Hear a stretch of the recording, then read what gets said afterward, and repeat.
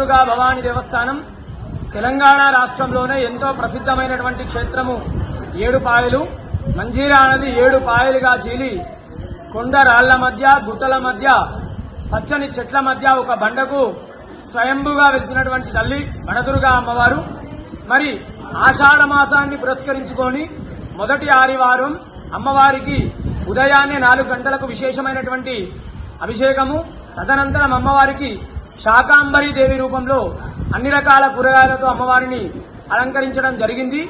ఈ యొక్క అమ్మవారిని ఆషాఢ మాసంలో అలంకరించడం వల్ల లోకమంతా కూడా సస్యశ్యామలంగా, అందరూ కూడా క్షేమంగా, పాడి పంట వ్యవసాయము అన్నీ కూడా అధికంగా లభిస్తాయి.